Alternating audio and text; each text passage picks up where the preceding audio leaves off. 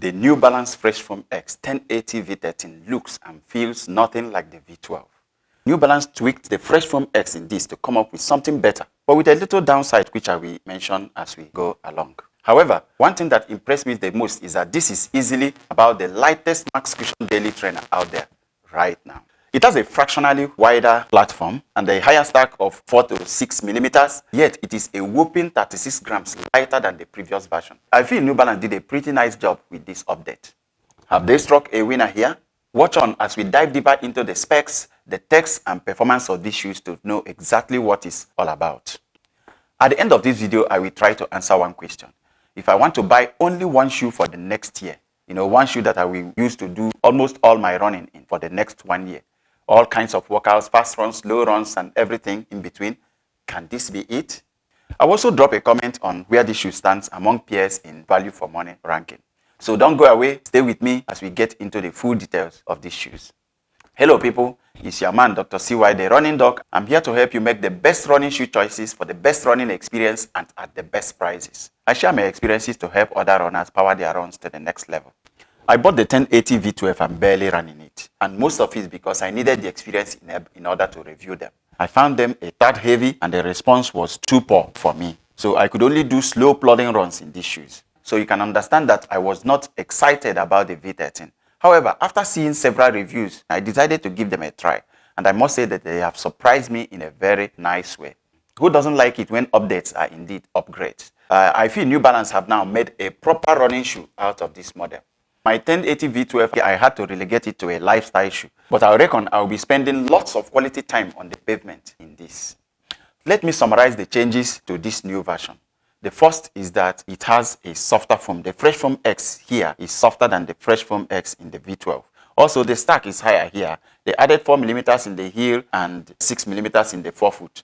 It also lost a lot of weight, 36 grams in men's size US 11. It also has very much improved bounce back. Also, changes to the outsole design, especially in the forefoot area with longitudinal ridges instead of transverse ridges in the previous version. And also changes to the overall shape of these shoes. I don't know which one you prefer aesthetically. Let's dive right in by looking at some stats of these shoes. Like I mentioned earlier, this came with a higher stack of 38 millimeters in the heel and 32 millimeters in the forefoot with a 6 millimeter heel to toe drop. I think the 6 millimeter heel to toe drop now strikes a nice balance. So these shoes will now be great for both heel strikers and midfoot or forefoot strikers. The weight, 290 grams in men's size US 11 or EU 45. That is awesome for a max cushion high stack shoe like this. And on foot, this actually felt very, very light. The shape, if you see, they also have a rocker that eases transition from landing to toe off. Let's dive deeper into the most important parts of the shoes. First of all, let's start with the midsole. The midsole is the most important part of a running shoe for me. So I really appreciate what New Balance did to the midsole in this new version. The Fresh Foamx here feels very soft, both on feet and on hand. It is much softer than the previous version and even much softer than the More V4. The cushioning here is excellent, right up there with any max cushion daily trainer you can think about, the Invincible, the Nimbus 25, or whatever you think about. This is right up there. While the previous version felt relatively stiff, these were also very much pretty bouncy. New Balance said that they improved the response by about 15%. I was pleasantly surprised by the level of rebound I got from these shoes. Almost better than the bounce I got from the Nimbus 25, but a little less than what I got from the Invincible 3.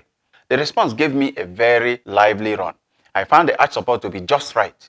Got through my runs with no strain on the feet at all. The underfoot feel of these shoes are awesome, both from the midsole and from the nicely cushioned, removable insole.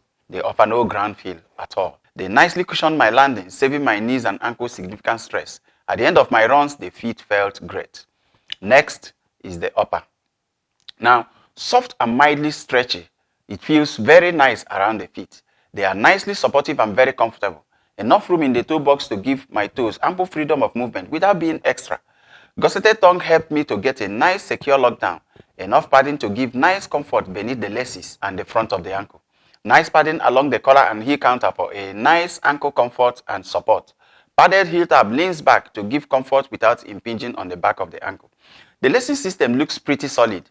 Nice soft laces that secures firmly, but a little too short if you want to tie the runner's loop. I also found this version to be more breathable than the previous version. Lockdown is still excellent like in the V12, both in the heel and in the midfoot. No chance of a heel slippage at all. Notice bright colors on the sides as well as the reflective end logo for better visibility in night runners. The outsole now. These are not as thick as the previous version and also less rubber coverage. That is, you get more exposed foam. Also, change in the arrangement of the forefoot to offer little more stiffness in this area. That is longitudinal ridges instead of horizontal ridges in the previous version. This relative stiffness actually helped to enhance snappiness in the run. Remember, acting like some kind of carbon fiber plates. The grip on dry pavement is just excellent. Now, the feet. How do these shoes fit? They fit true to size for me. A nice, comfortable fit in my usual size. So I suggest you go true to size if you are interested in these shoes. And now, the run test. I must say that these are by far the best of the series so far. Running in these are just fun. The shoes hug my feet in a very nice, comfortable and supportive way. Felt very light on feet. They compressed nicely to cushion my landings so well, saving my knees and ankles significant stress. The rebound also was more than decent, giving me a rather snappy ride. The transitions were smooth. I feel like New Balance struck a nice balance here. I could easily bounce along slowly in comfort, and I also can easily pick up the pace without feeling like I was doing too much.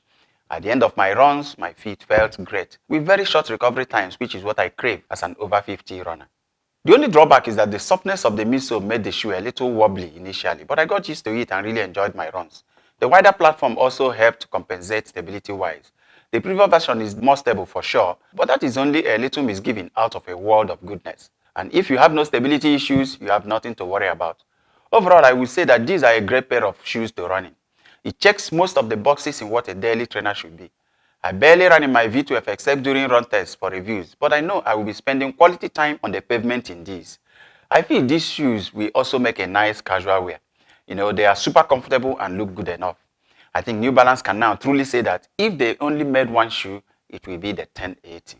Although it is advisable to have several pairs of running shoes if you run frequently, but not everyone wants to spend so much money on running shoes, especially with how much good running shoes cost these days.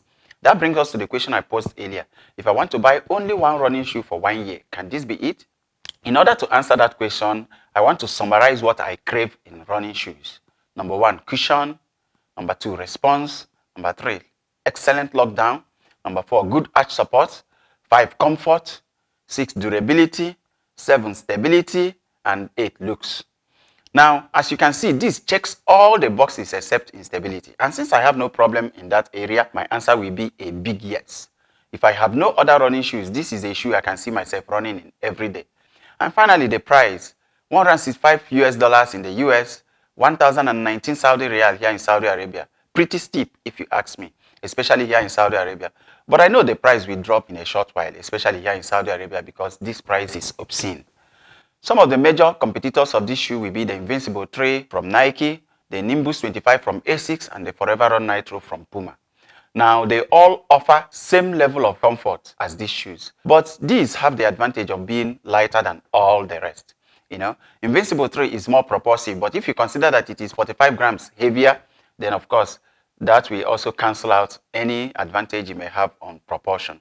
The Puma Forever Run Nitro is more propulsive also, but the transition is smoother in this. However, the Forever Run is on discount on many platforms now, as low as 550 to 590 Saudi Riyal on several platforms. So that also counts for something.